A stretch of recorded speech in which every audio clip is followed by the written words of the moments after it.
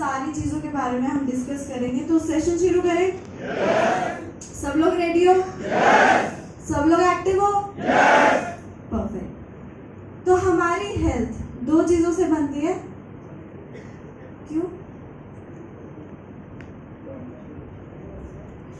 जल्दी भी आप लोग सिर्फ मुझे सुन लो, समझ में आ जाएगा। हमारी हेल्थ दो चीज़ों से बनती है, एक है डाइट, दूसरा है फिजिकल एक्टिविटी। दोनों चीज़ें इंपॉर्टेंट हैं। संतुलित आहार क्या होता है? बैलेंस्ड डाइट क्या होता है? जिसमें हर चीज़ का संतुलन हो। अगर आप दूध, दही, लस्सी, पनीर ले रहे हो, रोटी भी उतनी इंपॉर्टेंट है, चावल अगर ले रहे हो वो भी इंपॉर्टेंट है, दाल भी इंपॉर्टेंट है, छोले भी खा रहे हो वो भी इंपॉर्टेंट है, लेकिन उसके अलावा फैट्स भी इंपॉर्टेंट है। हम लोगों को लगता है कि तेल की कोई इंपॉर्टेंस ही नहीं है, अगर आप तेल लोगे तो मोटापा आएगा। कितनों को लगता है ऐसा कि तेल लेने से मोटापा आता है? 2-3 लोगों को लगता है। तो पहले तो ये समझो मोटापा कैसे आता है और तेल जरूरी क्यों है। मोटापा आता है एक्स्ट्रा कैलोरीज लेने से। कैलोरीज क्या होता है? कैलोरीज होता है जो भी चीज़ आप खा रहे हो, कोई भी चीज़ आप खाते हो, हर चीज़ में कैलोरीज होती हैं। चाहे आप दूध ले रहे हो, चाहे आप राइस खा रहे हो, चाहे आप दाल की कटोरी ले रहे हो। एग्जाम्पल अगर मैं आपको दूँ, दाल की कटोरी में 80 कैलोरीज है, रोटी में 80 कैलोरीज है एक रोटी में, दूध के ग्लास में 150 कैलोरीज हैं। तो हर चीज़ में कुछ कैलोरीज होती हैं। मेरी बॉडी की रिक्वायरमेंट अगर है कि मुझे एक दिन में 1900 कैलोरीज चाहिए, और अगर मैं 2000 कैलोरीज खा रही हूँ, फिजिकल एक्टिविटी नहीं कर रही हूँ, तो मेरा वेट क्या होगा? बढ़ेगा। क्यों? क्योंकि मैं एक्स्ट्रा कैलोरीज खा रही हूँ, जितना मुझे चाहिए उससे ज़्यादा ले रही हूँ। पहला रीज़न ये होता है वेट बढ़ने का। दूसरा रीज़न क्या होता है? मेटाबॉलिज्म स्लो होना। यहाँ दो तरीके के लोग बैठे हैं। एक वो लोग हैं जो बहुत ज़्यादा खाते हैं फिर भी वेट नहीं बढ़ता, और एक वो लोग हैं जो एक रोटी भी खाएंगे फिर भी वेट बढ़ेगा। इसका रीज़न क्या है? ऐसा क्यों होता है? ऐसा इसलिए होता है क्योंकि लोगों का मेटाबॉलिज्म स्लो हो गया है। अगर वो एक रोटी भी खाएंगे तो भी वेट बढ़ेगा, क्योंकि मेटाबॉलिज्म गिर गया है। वो क्यों होता है? क्योंकि लोग फिजिकल एक्टिविटी नहीं करते। अगर आप फिजिकल एक्टिविटी नहीं करोगे तो आपका मेटाबॉलिज्म स्लो हो जाएगा, फिर आपको हवा भी लगेगा, पानी भी लगेगा और आपका वेट बढ़ेगा, पर आपको समझ में भी नहीं आएगा कि वेट बढ़ क्यों रहा है। रीजन होता है आपका मेटाबॉलिज्म। तो ये दो रीजन होते हैं जिनकी वजह से आपका वेट बढ़ता है। पर ये बोला कि फैट से वेट बढ़ रहा है, ये बिल्कुल गलत है। फैट से वेट नहीं बढ़ता। फैट इनफैक्ट आपके लिए जरूरी है। फैट जरूरी क्यों है? हमारा ब्रेन 70% फैट से बना हुआ है। अगर आप अपने ब्रेन को फैट ही नहीं दोगे तो क्या ब्रेन अच्छे से वर्क करेगा? यहाँ पे कितने लोग ऐसे जिनको भूलने की प्रॉब्लम है, बड़ी जल्दी भूल जाते हैं? सारे हैं। ऐसा क्यों? भूलने की प्रॉब्लम क्यों है आप लोगों को? कभी सोचा है? आप लोग क्या बोलते हो खुद को अगर भूल रहे हो चीजें? बुढ़ापा आ रहा है, कोई बात नहीं, यही बोलते हो। लेकिन ये नॉर्मल नहीं है, भूलना नॉर्मल नहीं है। क्यों नॉर्मल नहीं है? क्योंकि हमारी बॉडी ऐसे डिजाइंड थी कि 100 साल तक आपको कोई भी प्रॉब्लम ना हो। हमने अपनी बॉडी को खुद खराब कर लिया है। अगर आपकी डाइट में गुड फैट्स हैं, गुड फैट्स का मतलब बादाम ले रहे हो, अखरोट ले रहे हो, बीज खा रहे हो, अलसी के बीज तो सुना है सबने, तो मिक्स्ड सीड्स का भी पैकेट आता है। अगर आप 1 चम्मच वो खा रहे हो, आपके ब्रेन को आप फैट दे रहे हो। अगर आप अपने दिमाग को फैट ही नहीं दोगे जो उसको चाहिए, तो वो वर्क करेगा ही नहीं। इसी वजह से आपको भूलने की प्रॉब्लम होती है। इसीलिए डाइट में नट्स होना बहुत ज़्यादा ज़रूरी है। उसके अलावा हमारी हर सब्जी तेल में क्यों बनती है? ये सोचा है कभी कि तेल में बनती ही क्यों है हमारी सब्जी? बताओ। टेस्टी लगती है। टेस्ट के लिए। और भी रीजन है? कोई और बताना चाहेगा? कोई और रीजन?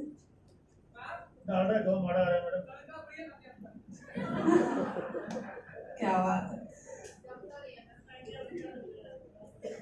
हाँ, लेकिन मेन रीजन क्या है कि हमारे खाने में कुछ ऐसे विटामिन होते हैं, हमारी सब्जियों में कुछ ऐसे विटामिन होते हैं जिनको अगर फैट नहीं मिलेगा तो हमारी बॉडी में वो यूज ही नहीं होंगे, मतलब वेस्ट हो जाएंगे। क्या कौन से ऐसे विटामिन होते हैं? ए, डी, ई और के। हम लोग गाजर खाते हैं। अगर आपने गाजर ऐसे ही खा ली, फैट नहीं लिया, मतलब तेल नहीं लिया, तेल में नहीं बनाया उसको, ऐसे ही आपने सलाद की फॉर्म में गाजर खा ली कि चलो गाजर आंखों के लिए अच्छा होता है, मैं डेली सलाद में खाऊंगी, अगर आपने ये किया तो क्या होगा, तो वो जो गाजर में विटामिन ए है वो आपकी बॉडी में यूज ही नहीं होगा। क्यों यूज नहीं होगा? क्योंकि उसको फैट चाहिए यूज होने के लिए। अगर आप उसको फैट नहीं दोगे तो वो आपकी बॉडी में जाएगा ही नहीं, मतलब वेस्ट हो जाएगा, वो विटामिन यूज ही नहीं होगा। इसीलिए ऐसे विटामिन को बॉडी में यूज होने के लिए क्या चाहिए? फैट। यही रीजन है कि हमारी जो सब्जियां बनती है वो सारी सब्जियां तेल में बनती है। तो ए, डी, ई और के, विटामिन डी के सैशे भी डॉक्टर्स रेकमेंड करते हैं। कितनों ने खाए हैं वो सैशे?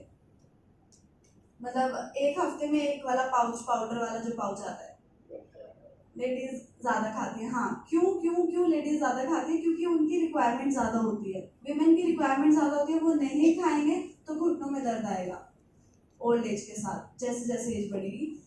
और डॉक्टर्स या डाइटिशियंस क्या बोलते हैं, वो सैशे कैसे लेना है? सैशे मिलता है विटामिन डी का ना, एक हफ्ते में एक बार लेना होता है।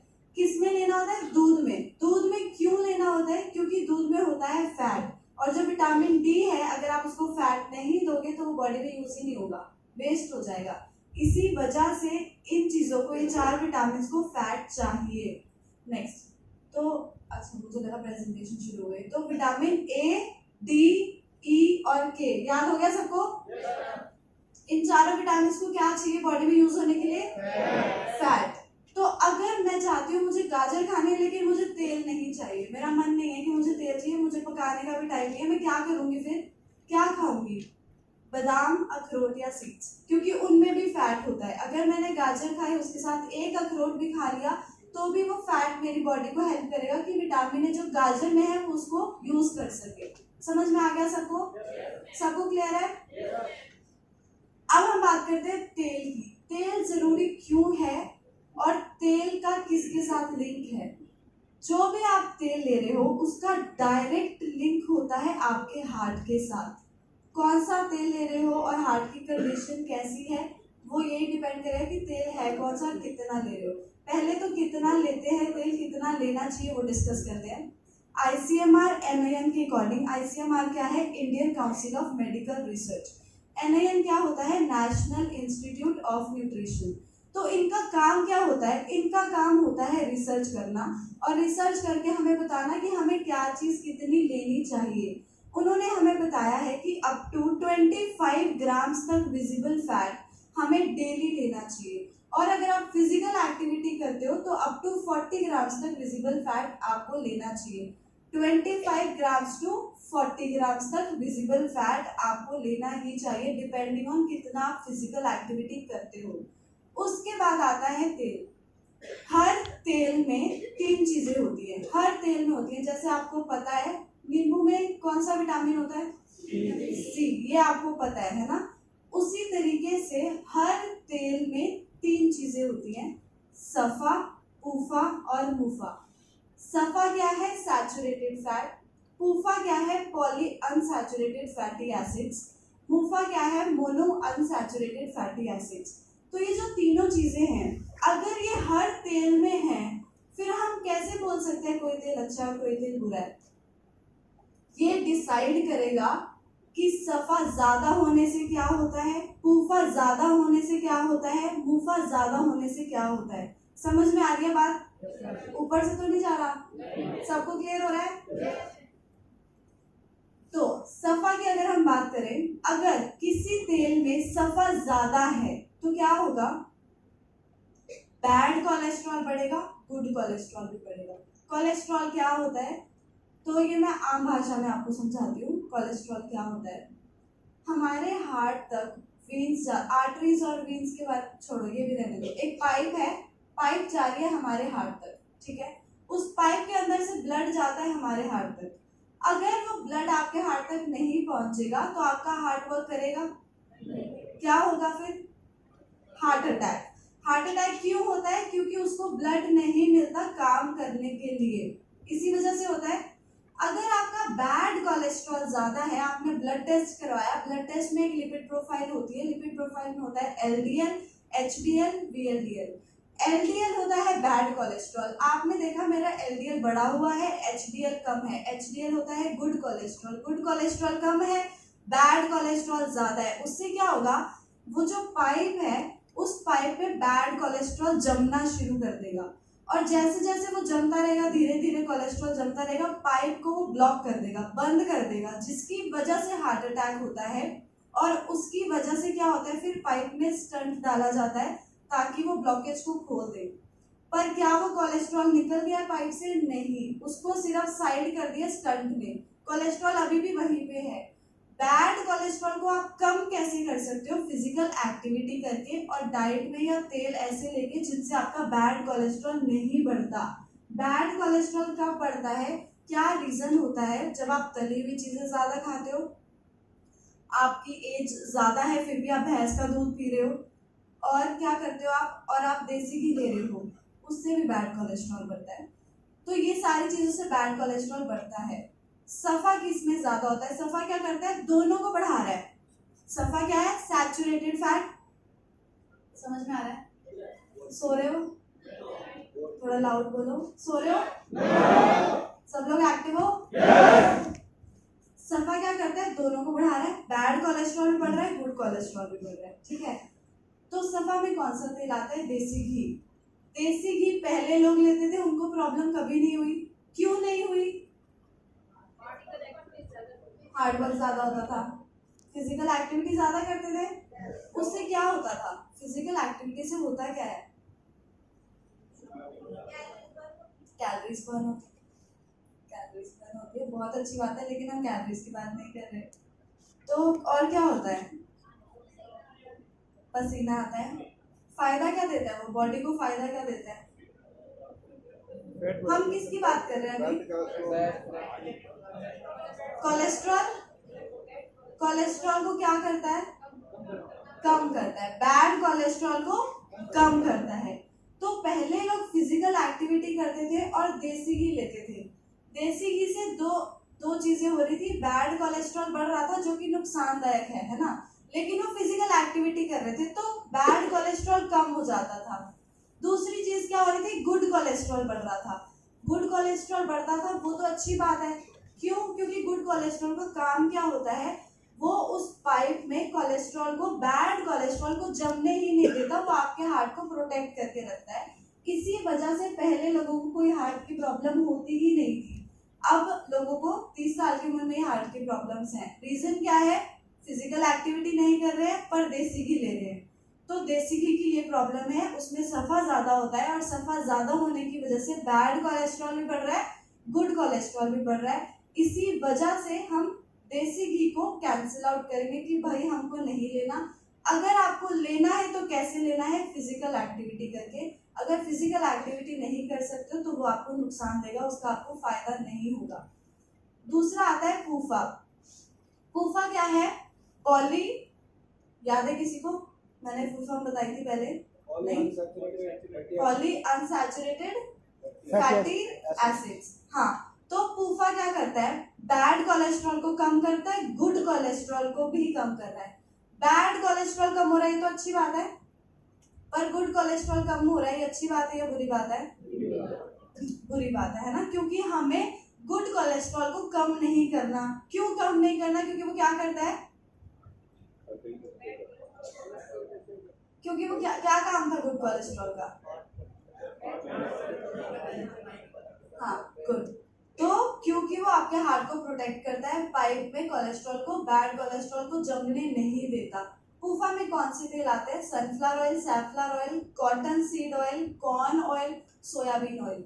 ये 5 तेल आते हैं पूफा कैटेगरी में। कौन से? Sunflower oil, safflower oil, cottonseed oil, corn oil, soybean oil, ठीक है। तो पूफा दोनों को कम कर रहा था, सफा दोनों को बढ़ा रहा था, ठीक है। तो पूफा अगर दोनों को कम कर रहा है, प्रॉब्लम यही है कि वो आपके गुड कोलेस्ट्रॉल को कम करता है। दूसरी प्रॉब्लम क्या है, अगर आप पूफा लंबे समय तक लेते हो तो उससे क्या होगा, आपको जोड़ों के दर्द की प्रॉब्लम होगी। इसी वजह से हम पूफा को कैंसिल आउट करेंगे, क्योंकि इसको लंबे समय तक नहीं लिया जा सकता। उसके बाद हम आते हैं मूफा पे। मूफा क्या है, मोनो अनसैचुरेटेड फैटी एसिड्स। वो क्या करता है, उसका गुड कोलेस्ट्रॉल पे कोई असर नहीं होता, वो बैड कोलेस्ट्रॉल को कम करता है।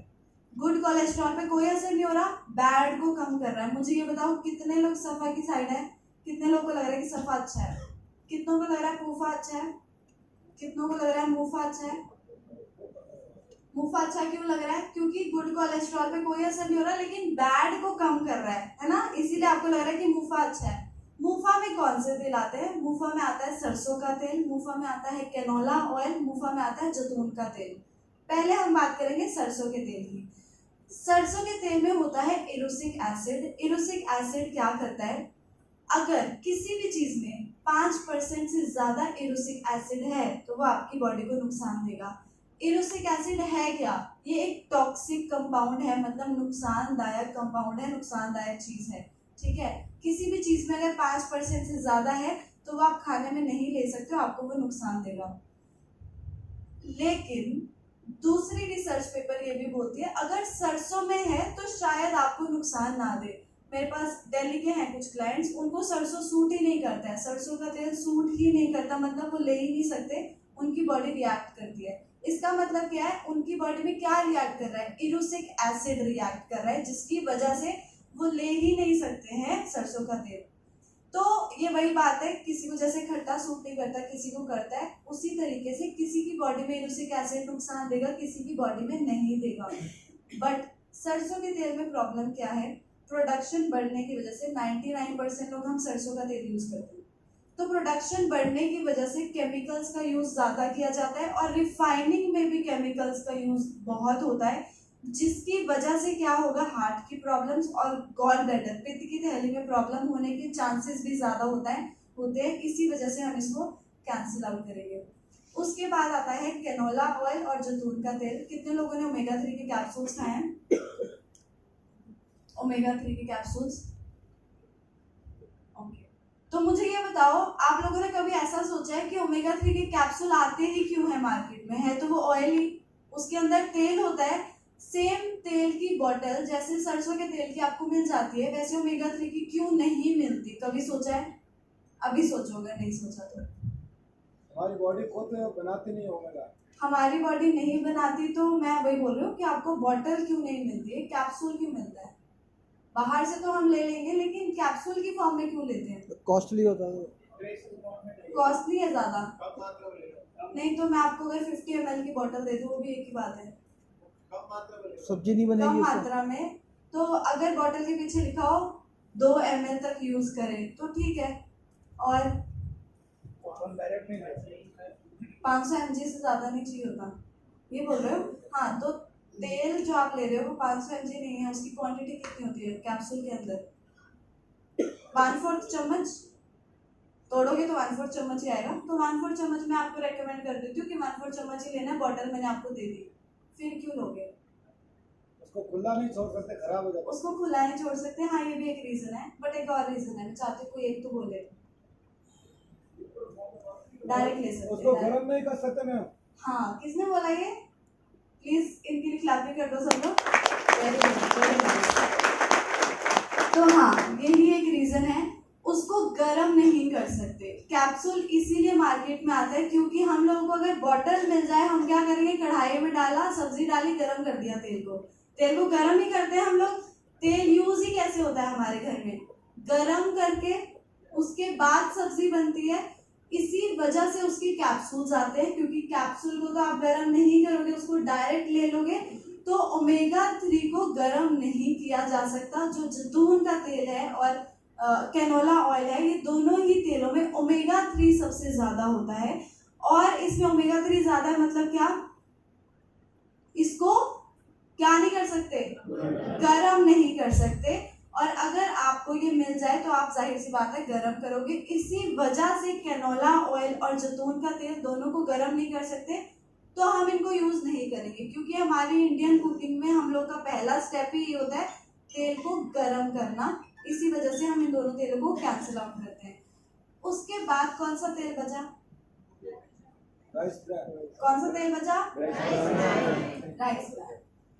तो राइस ब्रैन ऑयल में क्या खूबी है, ICMR NIN ने क्या बोला, अगर किसी भी तेल में सफा, कुफा और मुफा एक बैलेंस्ड रेशियो में है तो आप वो ले सकते हो। राइस ब्रान ऑयल में वो थोड़ा बैलेंस्ड है, सिर्फ क्या कम है, सफा कम है। सफा कम है तो ये अच्छी बात है या बुरी बात है? अच्छी बात है। क्यों अच्छी बात है? Very good. बैड कोलेस्ट्रॉल को क्योंकि वो बढ़ाता है, इसी वजह से। तो राइस ब्रान ऑयल अच्छा है इस फॉर्म में क्योंकि उसमें सफा, पुफा और मुफा बैलेंस्ड है, सफा थोड़ा कम है, वो हमारे लिए अच्छा है। दूसरी चीज क्या है, अगर आप राइस ब्रान ऑयल देते हो, किसी को बोलते हो कि ले लो, आपने बोल दिया राइस ब्रान ऑयल ले लो, अगर उस बंदे को फायदा नहीं दिखेगा तो क्या वो दोबारा लेगा? आप एक बार किसी घर पे जाके बोलोगे कि राइस ब्रान ऑयल ले लो, उसने ले लिया, दोबारा उसी के घर पे जाके बोलोगे राइस ब्रान ऑयल ले लो, आपने अपना काम एक बार कर दिया, उसके बाद बार बार वही चीज दोबारा तो नहीं बोल पाओगे ना, नहीं बोलोगे। तो क्या करना चाहिए फिर हमें? हाँ, आपका प्रोडक्ट काम करेगा, और अगर उसने काम नहीं किया तो कोई चांस ही नहीं है बंदा दोबारा ले, राइट? यही होता है। आप लोगों को कभी कोई बोलता है आके घर पे कि सरसों का तेल ले लो? नहीं, आप लोग खुद लेते हो। क्यों लेते हो? क्योंकि आपको लगता है वो आपके लिए हेल्दी है, राइट? उसी तरीके से अगर राइस ब्रान ऑयल भी लोग ऐसे लेने लग जाएं कि उनको दिख रहा है कि वो हेल्दी है, उनको कोई नुकसान नहीं हो रहा, उनकी बॉडी सही फंक्शन कर रही है, तो वो अपने आप ले लेंगे, दोबारा वो खुद से लेंगे, आपसे बोलेंगे कि राइस ब्रान ऑयल चाहिए। उसके लिए आपको क्या करना है, राइस ब्रान ऑयल अगर आप दे रहे हो उसके साथ आपको क्या बोलना है कि साथ में क्या लेना चाहिए, बादाम, अखरोट और सीड्स। बादाम अखरोट कुछ लोग नहीं ले पाएंगे क्योंकि महंगे होते हैं, लोग बोलेंगे मैडम इतना हमसे नहीं होगा क्योंकि महंगे हैं, तो क्या ले सकते हैं, 1 चम्मच मिक्स्ड सीड्स। मिक्स्ड सीड्स क्या करेंगे, देखो राइस ब्रान ऑयल में क्या होता है, ओमेगा 6, ओमेगा 3 और ओमेगा 6 दोनों ही आपकी बॉडी के लिए बहुत ज्यादा जरूरी है। ओमेगा 6 तो चलो राइस ब्रान ऑयल से आपको मिल गया, वो आपको फायदा देगा, लेकिन आपको ओमेगा 3 भी चाहिए। अगर आपकी डाइट में ओमेगा 3 नहीं है तो आपको डबल फायदा नहीं दिखेगा। ओमेगा 3 इसीलिए लेना पड़ेगा, वेजिटेरियंस की डाइट में वैसे भी ओमेगा 3 नहीं होता है। तो क्या करना है, 1 चम्मच मिक्स्ड सीड्स डेली आपने बोलना ही है उनको कि लेने ही हैं राइस ब्रान ऑयल के साथ, ताकि उनको खुद से फायदा दिखे और वो दोबारा खुद से ही ले, आपको बार बार उनको बोलने की जरूरत ना पड़े। क्लियर है सबको? Good question. तो सीड्स कौन से लेने हैं, अलसी के बीज, sunflower seeds, pumpkin seeds, chia seeds इसमें नहीं लेने, पंपकिन सीड्स, सनफ्लावर सीड्स और अलसी के बीज और तिल के बीज, ये चारों बीज को मिक्स करके 1 चम्मच डेली लेना है। कैसे लेना है, उसको भून के रख लो, उसके बाद 1 चम्मच कभी भी पूरे दिन में जब भी याद आता है तो ले लो, ठीक है? अगर आपको लगता है आपको गर्म कर रहे हैं तो क्या करना है, दही के साथ ले लो या बनाना के साथ ले लो, ठीक है? सब लोग को क्लियर हो गया बीज के बारे में? तो सनफ्लावर सीड्स, पंपकिन सीड्स, अलसी के बीज और तिल के बीज, सफेद तिल के बीज, ये चारों सीड्स डेली लेने हैं 1 चम्मच डेली। अगर गरम करेंगे तो कैसे लेना है, दही के साथ लेना है या बनाना के साथ लेना है, ठीक है? क्लियर हो गया सबको? आगे बढ़े। राइस ब्रान ऑयल होता क्या है, राइस ब्रान ऑयल क्या है? तो पहले हम बात करेंगे गेहूं की, क्योंकि ब्राउन राइस के बारे में सबको नहीं पता होगा। कितनों को पता है ब्राउन राइस के बारे में? 1 2 3 लोगों को पता है, तो इसीलिए पहले हम गेहूं से शुरुआत करते हैं, ठीक है? गेहूं की रोटी आप तीनों टाइम खाते हो? तीनों टाइम खा रहे हो, 2 टाइम खा रहे हो, ठीक है? गेहूं क्या है, पूरा अनाज है, पूरा अनाज है गेहूं, इसीलिए उसकी रोटी तीनों टाइम खाते हो। पूरा अनाज मतलब क्या, सबसे बाहर वाला कवर भी उसमें है जो नहीं हटा है। बाहर वाला कवर मतलब जिसको हम पीसने के लिए देते हैं, है ना? चोकर, चोकर की रोटी खाते हो? चोकर क्या है, ब्रान ही है, वो चोकर ब्रान होता है। तो ब्रान भी अगर उसमें है मतलब वो पूरा अनाज है। जब उसकी रिफाइनिंग कर दी जाती है तो सबसे पहले ब्रान हटता है, क्योंकि वो बाहर वाला हिस्सा है, ब्रान हटता है। तो ब्रान, यही सुन लो भी, ये इंपॉर्टेंट है, उसमें नहीं है प्रेजेंटेशन में, सिर्फ उसमें लिखा है राइस ब्रान ऑयल, इसीलिए यहाँ ध्यान दे लो प्लीज। तो ब्रान होता है जब गेहूं की रिफाइनिंग कर दी जाती है। रिफाइनिंग के बाद सबसे पहले चीज क्या हटेगी, आधे लोग सुन ही नहीं रहे, मुझे लगता है। क्या हो गया? छिलका, राइट। तो ब्रैन जो है सबसे पहले वो हटेगा क्योंकि वो सबसे बाहर वाली चीज है। जब गेहूं की रिफाइनिंग कर दी जाती है तो ब्रैन और एक और लेयर होती है जर्म, दोनों लेयर्स हट जाती है। उसके बाद वो क्या बनता है? मैदा। उसके बाद वो बनता है मैदा। उसी तरीके से होता है ब्राउन राइस। ब्राउन राइस है पूरा चावल। पूरा चावल क्यों है वो? क्योंकि उसमें भी है ब्रैन। जब उसकी रिफाइनिंग कर दी जाती है तो क्या हटेगा सबसे पहले? ब्रैन। ब्रैन हटेगा, ब्रैन के साथ एक और लेयर होती है वो भी हटेगी। उसके बाद वो क्या बनेगा? मैदा, वाइट राइस। ठीक है, उसके बाद वो बनेगा वाइट राइस। गेहूं की रिफाइनिंग के बाद क्या बना? मैदा। ब्राउन राइस की रिफाइनिंग के बाद क्या बना? White rice. फर्क क्या है? क्या रिमूव किया गया? ब्रैन। ब्रैन के होने से एक चीज इतनी हेल्दी है कि आप उसको तीनों टाइम ले रहे हो। गेहूं को आप तीनों टाइम लेते हो क्योंकि उसमें ब्रैन होता है। जैसे ही उससे ब्रैन हट गया, जब वो मैदा बन गया तो वो इतना अनहेल्दी हो गया कि आप महीने में 2 या 3 बार लेते हो। फर्क समझ में आ रहा है? ब्रैन का फायदा समझ में आ रहा है? ब्राउन राइस गेहूं के ही बराबर होता है। हम लोग को नॉलेज नहीं है लेकिन उसका भी उतना ही फायदा होता है जितना कि गेहूं का। क्यों फायदा होता है? क्योंकि उसमें भी ब्रैन है, उसमें भी जर्म है, उसमें भी वो 2 लेयर्स हैं जो 2 लेयर्स गेहूं में हैं। ठीक है, लेकिन जो मैदा है सेम उसके बराबर होता है व्हाइट राइस। थोड़ा बहुत फर्क होता है। तो व्हाइट राइस ज्यादा नुकसानदायक है, मैदे के बिल्कुल बराबर होता है व्हाइट राइस नुकसान में। उसका फायदा कुछ नहीं होता। आप लोग तो बचपन से व्हाइट राइस ले रहे हो। अब कुछ लोग बोले कि मैडम हम तो लेते हैं, तो आप लोग ले रहे हो, आपको नुकसान क्यों नहीं हो रहा? क्योंकि आप उसको किसके साथ ले रहे हो? दाल के साथ। दाल के साथ लेते हैं तो उससे क्या होता है, जो व्हाइट राइस में कमी है वो दाल पूरी कर देता है। इसी वजह से खिचड़ी भी बना है।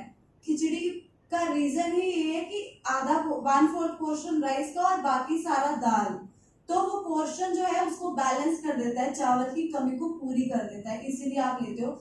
इमेजिन करो आप तीनों टाइम सफेद चावल खा रहे हो, व्हाइट राइस खा रहे हो, आपको उसका नुकसान होगा या नहीं होगा? होगा। इसीलिए ब्रैन वाली चीज को हम ज्यादा हेल्दी कंसीडर करते हैं क्योंकि ब्रैन में फायदा होता है। हम लोग सिर्फ चोकर की रोटी भी खाते हैं। क्यों खाते हैं? कि डाइजेशन अच्छा रहे, फाइबर अच्छा मिल जाए, इसीलिए खाते हैं।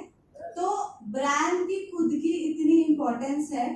ब्राउन राइस की ब्राउन लेयर ब्रैन की लेयर से बनता है राइस ब्रैन ऑयल। क्लियर हो गया सबको? कितने लोग बोल रहे हैं कि व्हाइट राइस में ब्रैन नहीं होगा? व्हाइट राइस में ब्रैन नहीं होगा। कितने लोग बोल रहे हैं? 1 2। हे भगवान, व्हाइट राइस में ब्रैन कैसे हो सकता है? अभी मैंने समझाया नहीं होगा ना। क्या सोच रहे हो? इतना क्या सोचना था इसमें? व्हाइट राइस में ब्रैन होगा? क्यों नहीं होगा? क्योंकि वो ब्राउन राइस में था और उसकी रिफाइनिंग के बाद वो बना है व्हाइट राइस। तो ब्रैन होगा व्हाइट राइस में? कोई कह रहा है कि होगा। कितने लोग बोल रहे हैं कि नहीं होगा? इसीलिए मैंने क्वेश्चन ही उल्टा पूछा था। मुझे पता था अगर मैं ऐसे पूछूंगी कितने लोग बोल रहे हैं कि व्हाइट राइस में ब्रैन होगा, वो लोग हाथ खड़ा। क्या बोल दिया मैंने? चलो, पॉइंट इज कि व्हाइट राइस में ब्रैन नहीं होता है। क्यों नहीं होता है? क्योंकि ब्राउन राइस में ब्रैन था, रिफाइनिंग के बाद, उसके हटने के बाद ही बना है वो व्हाइट राइस। क्लियर हो गया इतना सबको? चलो नेक्स्ट। रेशियो की मैं बात कर रही थी कि सफा फूफा और रूफा अगर इतना मिल जाए तो वो चीज आपके लिए अच्छी है। राइस ब्रैन ऑयल का इतना है, सफा फूफा मुफा। मैंने क्या बोला था कि सफा उसमें कम होता है, सफा कम होता है, तो ये अच्छी बात है। अच्छी बात है। क्यों? अब तो जल्दी आंसर करो, ये तो रिवीजन था। हाँ गुड। Next, smoking point. हर तेल को आप बहुत ज्यादा गर्म नहीं कर सकते हो। कुछ तेल ऐसे होते हैं जो बहुत ज्यादा गर्म होने के लिए बनते ही नहीं है। अगर आपने उसको ज्यादा गर्म कर दिया, उस तेल का आपको नुकसान होगा, फायदा नहीं होगा, क्योंकि वो उतना गर्म होने के लिए बना ही नहीं है जितना गर्म आपने उसको कर दिया है। अगर कोई तेल ऐसा है जिसको आप बहुत गर्म नहीं कर सकते, आपने उसको गर्म कर दिया तो क्या होगा, उस तेल का सारा फायदा खत्म हो जाएगा, वो तेल आपको नुकसान देगा। क्यों? क्योंकि वो इतना गर्म होने के लिए बना ही नहीं है। किसी तेल का स्मोकिंग पॉइंट ज्यादा होता है, किसी तेल का कम होता है।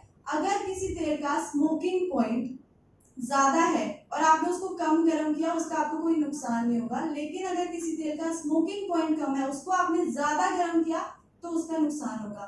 राइस ब्रान ऑयल का स्मोकिंग पॉइंट हाई है। हमारी इंडियन कुकिंग में हमें ऐसा तेल चाहिए जिसका स्मोकिंग पॉइंट ज्यादा हो, क्योंकि हमें तेल को ज्यादा गर्म करना पड़ता है कुकिंग के लिए।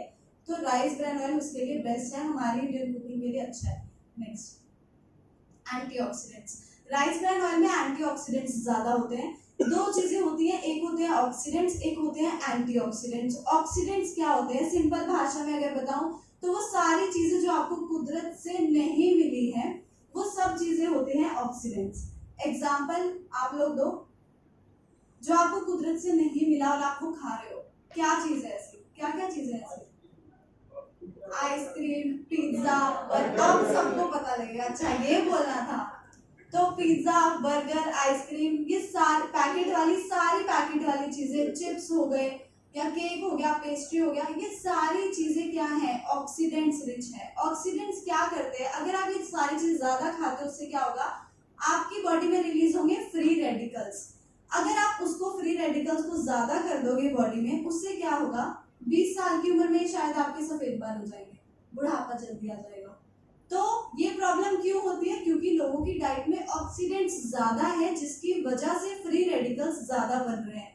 फ्री रेडिकल को किल करने के लिए, खत्म करने के लिए आपको क्या चाहिए, एंटीऑक्सीडेंट्स। तो एंटीऑक्सीडेंट्स कौन सी चीजें होंगी जो आपको कुदरत से मिली हुई है, क्या चीजें हैं ऐसी? दाल, चावल, अनाज, फ्रूट्स, ये सारी चीजें क्या है, कुदरत से मिली है। इसमें क्या है, एंटीऑक्सीडेंट्स है। तो वो सारी चीजें जो आपको कुदरत से मिली है, आपने ज्यादा छेड़छाड़ नहीं की, उसमें एंटीऑक्सीडेंट्स ज्यादा होंगे। राइस ब्रान ऑयल में, हमारे राइस ब्रान ऑयल में एंटीऑक्सीडेंट्स ज्यादा क्यों है, क्योंकि उसकी रिफाइनिंग ऐसे तरीके से हुई है कि उसकी प्रॉपर्टी के साथ ज्यादा छेड़छाड़ नहीं हुई, इसी वजह से उसमें एंटीऑक्सीडेंट्स इतने ज्यादा हैं। नेक्स्ट, तो आपको AWPL का सुपर वो क्यों लेना है, ये क्यों लेना है, किसी और कंपनी का ऑयल क्यों नहीं लेना है? खुश नहीं हुए इसको देख के, तालियां तो मार दो।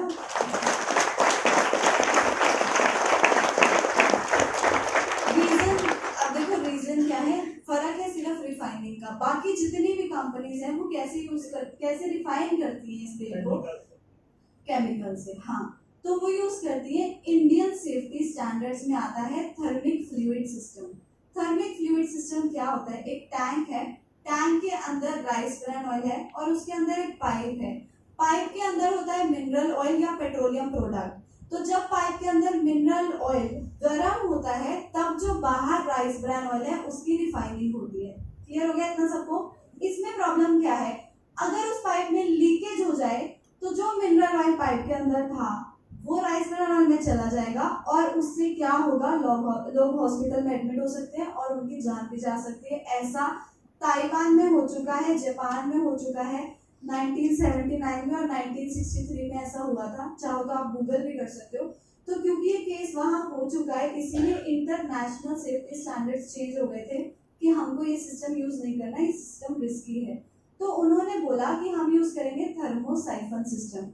बट हमारे इंडिया में अभी भी बाकी सारी कंपनीज यही सिस्टम को यूज करके तेल की रिफाइनिंग करती है, पर सिर्फ हमारी ही एक ऐसी कंपनी है जो क्या यूज कर रही है, थर्मोसाइफन सिस्टम। ये सिस्टम क्या है, तो ये सिस्टम क्या होता है, एक टैंक है, सेम चीज है, टैंक के अंदर राइस ब्रान ऑयल है, उसके अंदर एक पाइप डाली गई है, उस पाइप में होती है स्टीम, भाप। उस भाप से बाहर जो राइस ब्रान ऑयल है उसकी रिफाइनिंग होती है। तो ये सबसे सेफेस्ट तरीका है। इसी वजह से आपको इसी कंपनी का राइस ब्रान ऑयल लेना है। दूसरा रीजन है, इसमें ओरिजिनल ज्यादा होता है। ओरिजिनल क्या होता है, ओरिजिनल भी एक एंटीऑक्सीडेंट ही है। एंटीऑक्सीडेंट्स क्या करते हैं, बुढ़ापे को कम करते हैं। अगर आप एंटीऑक्सीडेंट ज्यादा लोगे तो शायद 40 साल की उम्र में भी आपके सफेद बाल नहीं होंगे। सिर्फ एक एग्जांपल है, सिर्फ सफेद बाल नहीं रीजन होता है। एंड बुढ़ापा कम होने का मतलब क्या होता है, जो बुढ़ापे से रिलेटेड प्रॉब्लम्स हैं वो भी आपको नहीं होंगी। जैसे क्या, जॉइंट पेन होना, एंजाइटी होना, डिप्रेशन होना, भूलने की प्रॉब्लम ज्यादा होना, या थायराइड ग्लैंड फंक्शन अच्छा ना करना, तो थायराइड ग्लैंड भी सही रहेगा, रेस्पिरेशन अच्छा रहेगा, फैटी लिवर नहीं होगा, ब्रेन फंक्शनिंग अच्छी रहेगी। तो ये सारी चीजें अच्छी क्यों होगी, क्योंकि आप एंटीऑक्सीडेंट्स ले रहे हो। ओरिजिनल क्या है, ओरिजिनल भी एक एंटीऑक्सीडेंट ही है। कितना होता है, 1400 mg तक ओरिजिनल होता है इसमें। बाकी किसी भी कंपनी का आप कोई भी तेल उठा के देख लो, मैक्सिमम टू मैक्सिमम 1200 mg तक ओरिजिनल होगा। इसमें कितना है, 1400 mg तक। तीसरा रीजन क्या है, तीसरा रीजन ये है, इसमें ट्रांस फैट जो है वो नहीं होता। अगर है भी तो बहुत मिनिमम है। ट्रांस फैट क्या होता है, सबसे ज्यादा बुरा फैट अगर कोई है तो वो ट्रांस फैट है। अगर आपकी डाइट में ट्रांस फैट ना हो तो 100 साल तक आपको कोई भी प्रॉब्लम ना हो। ट्रांस फैट की वजह से हम सबको प्रॉब्लम्स हैं। होता क्या है ट्रांस फैट, वही सिंपल भाषा में, कुदरत की दी हुई चीजें अगर वो नहीं है तो वो ट्रांस फैट वाली चीजें हैं। जैसे क्या, तली हुई चीजें, बाहर का आप तला हुआ खाते हो, तेल को बार बार गर्म किया जाता है, तब जाके पकौड़े आपको वो मिल रहे हैं, समोसे मिल रहे हैं, क्योंकि वही वाला तेल यूज होता है, वो ट्रांस फैट है। पैकेट वाली सारी चीजें ट्रांस फैट है। बटर भी आप ले रहे हो बाहर का, वो भी ट्रांस फैट है। तो ये ट्रांस फैट, जितनी भी ये चीजें हैं, ये ट्रांस फैट क्या करता है, आपकी बॉडी में बहुत ज्यादा नुकसान करता है। उस टाइम पे आपको पता नहीं लगता, बट धीरे धीरे आपकी बॉडी उससे खराब होती रहती है। तो FSSAI और WHO ने सोचा कि भाई हॉस्पिटल्स में इतना रश हो गया कि हॉस्पिटल कम पड़ गए हैं। उन्होंने सोचा कुछ ऐसा करते हैं कि सब लोगों की ये प्रॉब्लम सॉल्व हो जाए और लोग हेल्दी हो जाए, लोगों की ये प्रॉब्लम्स कम हो जाए। उन्होंने एक लोगो निकाला। वो लोगो क्या है, ट्रांस फैट फ्री का लोगो मेरी नई वाली प्रेजेंटेशन में था जो चली नहीं है। तो वो लोगो क्या है, रेड ब्लैक और व्हाइट कलर का लोगो है, ट्रांस फैट फ्री लिखा होता है वो लोगो वैसे है, ट्रांस फैट फ्री। तो वो लोगो अगर किसी भी प्रोडक्ट पे है तो मतलब वो प्रोडक्ट आप ले सकते हो, वो आपके लिए सेफ है। वो ट्रांस फैट, अगर उसमें ट्रांस फैट है भी तो इतना मिनिमम है कि आपकी बॉडी को नुकसान नहीं देगा। सिर्फ हमारी कंपनी के राइस ब्रांड ऑयल पे जो नई पैकेजिंग आएगी उस पे ये लोगो लगा हुआ होगा और किसी भी तेल पे नहीं होगा। तो ये एक्चुअल में सबसे बड़ी बात है। क्यों बड़ी बात है, क्योंकि ट्रांस फैट फ्री होना ही अपने आप में एक बहुत बड़ी खूबी है। ट्रांस फैट को कम करना या इतना करना कि बॉडी को नुकसान ना दे, ये खुद में ही बहुत बड़ी बात है। इसीलिए ये सबसे बेस्ट ऑयल है। ये सेशन यहाँ खत्म होता है, बट जाने से पहले मैं हर सेशन में कुछ एक्स्ट्रा बता के जाती हूँ ताकि आप लोगों को हेल्प हो अपनी हेल्थ को लेके। पहली चीज ये, जब भी आप सुबह उठते हो, उठते ही आपको क्या करना है, 2 ग्लास गर्म पानी पीना है सबको। चाहे आप पतले हो, मोटे हो, छोटे हो, बड़े हो, कोई भी हो, आपको 2 ग्लास गर्म पानी पीना ही है। गर्म का मतलब ये नहीं बहुत गर्म, गर्म का मतलब जितना भी आप गुनगुना पानी ले सकते हो वो आपको लेना है। दूसरी चीज, जब भी आप दाल खाते हो, हमेशा दाल बनाते हो, हमेशा कोई भी दाल है उसको 1 घंटा पहले भिगो के रखना है। कोई भी दाल है, चाहे छिलके वाली है चाहे बिना छिलके वाली है, उसको 1 घंटा पहले भिगो के रखना है तो लेनी है। अगर आपको कोई भी हेल्थ प्रॉब्लम नहीं है तो अगर दाल में नींबू डाल के ले लोगे वो आपको डबल फायदा देगा। आई विश आप सबकी हेल्थ हमेशा अच्छी रहे। Thank you so much everyone. Thank you.